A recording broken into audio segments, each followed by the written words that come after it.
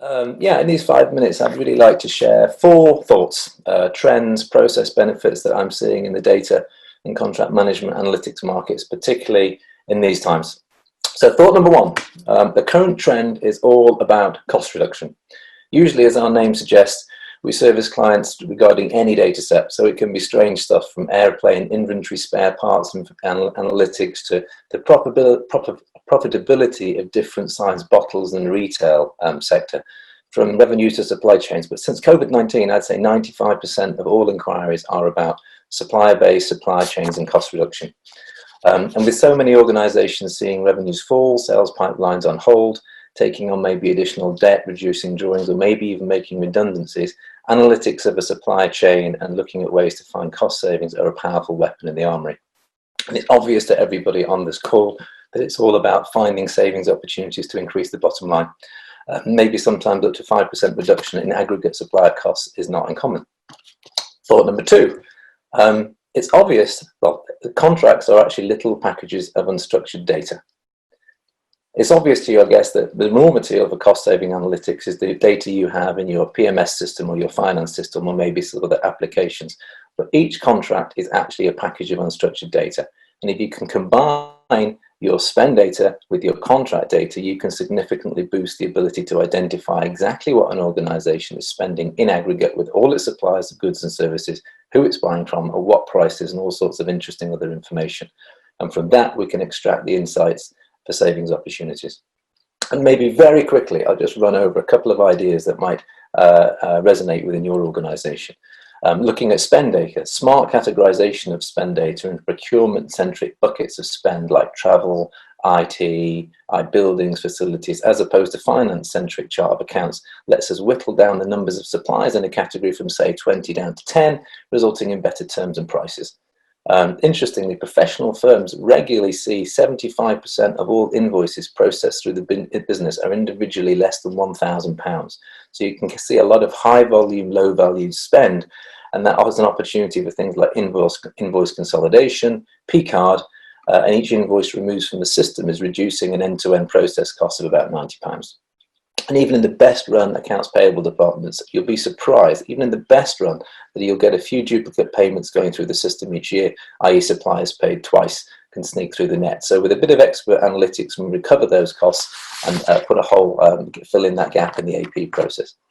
Very quickly, a few insights from the contract management world. Why are they helping us look at more efficiency and cost savings? Well, remember, small fortunes are really spent each year annually negotiating operational contracts, but the value won at that negotiating table can leak away very quickly if those contracts aren't centralized, shared, and well managed. So some quick thoughts. OCR with and smart analytics can really quickly help us see things like how many contracts are we actually managing across the supply chain. It's rare that even in a small firm there'll be less than 100, usually a few hundred, and in a reasonable medium-sized firm you could even get up to thousands. How many evergreen contracts have been running along without proper review? Maybe supplier invoices are still being paid when the full services has not been used for months or even years. Automatic renewals of annual contracts that could have been terminated or at least renegotiated with better pricing and service and compliance terms. Interesting question. How many contracts right now have got force majeure provisions that could be activated, but you don't know about it? Which member of your organization is specifically responsible to maximize the supplier contract relationships? Now, interesting, pre-pandemic, actually, we saw a huge priority was on compliance. Do we have the right anti-slavery, anti-bribery, lease obligations or modern slavery act in our contracts? But at the moment, to be honest, that's not quite such a priority, but I think it's important and we still need to get that sort of part of the house in order as well. Thought number three. To encourage your business teams to push the use of smart analytics. I think as Richard was saying, typically heads of procurement, heads of IT, facilities managers, etc., heads of employment, even HR, are looking for tools to unlock the value to help the firm. Siloed data sets and a few spreadsheets and a bit of Power BI typically doesn't unlock this door. So firm-wide leadership might consider encouraging its business managers if they are looking for sort of smart contract management and analytics services. And finally, thought number four. It's not just about savings, it's also about maximizing efficiency as more people work from home, as we've just been talking about. I think this trend may continue, obviously, post-lockdown, as we see that these established working practices have been disrupted, or heaven forbid, we have further waves. But the point is that cloud-based solutions enable cross-departmental teams to interrogate information and collaborate while it's working securely from home. Mike Ryan is a client of ours, head of procurement at facilities at Slaughter and May, and he said to me on a call last week, and happy for me to share, he said, your contract management application is one of the 3 most important applications in the firm at this moment.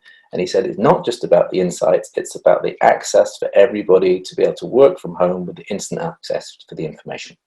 So I hope those sort of insights might be getting the cognitive juices flowing. Thank you.